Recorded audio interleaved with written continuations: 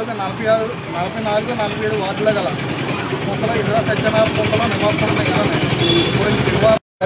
Police బందోబస్తు వచ్చి కార్యక్రమం పెట్టి ఆ కార్యక్రమంలో పాల్గొన్నారు. నైట్ అక్కడే నిద్ర చేసి మాట్లాడారు. కొంత బయట ఉన్న ప్రజలతో మాట్లాడి కొంతలో ఇల్లు కొట్టేసాను పేదోళ్ళు, మీకు సంతోషమేనా అని అడిగారు. అడిగితే ఒక అతను అన్నాడు, మగోళ్ళ కొట్టారండి, చాలా గొడవలు అవుతాయి అనుకున్నా, మగోళ్ళ గదే కొట్టారండి, కొంత నెరకొట్టేసారు, మిగతా ఇల్లు కూడా పడగొట్టినంటే అది కూడా త్వరలో చేస్తానని నవ్వుకున్నారు. పేద ప్రజలు ఇళ్ళ పడగొట్టేసి శనివారం నైట్, పడగొట్టిన రోజు నైట్ తారాజువలో బాంబులతోటి సంతోషంగా కార్యక్రమాలు చేసుకున్నారు. ఇదైతే మంచి పద్ధతి కాదు. మేము గెలిపించుకున్నామండి, మిమ్మల్ని ఎమ్మెల్యే గారిని మేము గెలిపించుకున్నాం. ఒకవేళ ఆయన కొట్టదలుచుకుంటే ఫస్ట్ ఎలక్షన్కి వచ్చేటప్పుడు ఓట్లు మా ఇంటికి రాకూడదండి. ఒకవేళ ఓట్లు మా ఇంటికి వస్తే మీకు పొంత తీసేస్తున్నాం, నాకు ఓట్లు వేస్తేయండి, వేయకపోతే వేయకపోండి అంటే కనుక మేము వేయకపోయినా మీరు కొట్టేసినా పర్వాలేదు. వచ్చిన తర్వాత ఎలక్షన్ ముందు వచ్చి మీకు పొంతకు న్యాయం చేస్తాం, మీకు పట్టాలు ఇస్తాం, ఇది 90 అడుగులు పొంత, ఇది 20 అడుగులు వెనక్కి జరుపుతాం, మిగతా ఎంకరేజ్మెంట్లు తీస్తానన్నారు. ఏ ఎంకరేజ్మెంట్లు తీయలేదు, ఏమీ తీయలేదు.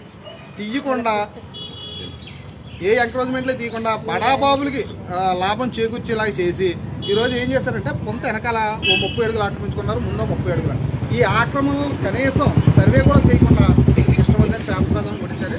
చట్టాన్ని చేతిలో చూసుకున్నారు. రెండోది ఏంటంటే ల్యాండ్ రెగ్యులరైజేషన్ యాక్ట్ అని ఒకటి ఉంది. ఆ యాక్ట్ డిసెంబర్ వరకు ఉంది. డిసెంబర్ వరకు మేము చాలామంది అప్లై చేసుకున్నాం. పొందలోనే ల్యాండ్ రెగ్యులరైజేషన్ యాక్ట్ ఏంటంటే గవర్నమెంట్ స్థలాలు ఎవరైనా 8 సంవత్సరాలు పైబడి నివాసం ఉంటే వాళ్ళకి రెగ్యులేట్ చేయమని గవర్నమెంట్ జీవో అది. ఆ జీవోని కూడా పక్కన పెట్టేసి సర్వే మా పొంతను ఆక్రమించుకుని వెనక ముందు ఇల్లు కట్టేసుకున్నాం.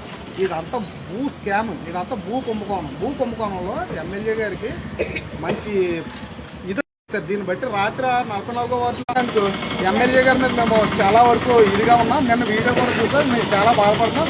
ఇప్పటికీ నిద్రపోవట్లేదు. దీని మీద మేము పై వరకు వెళ్తాం, ముఖ్యమంత్రి గారి వరకు వెళ్తాం.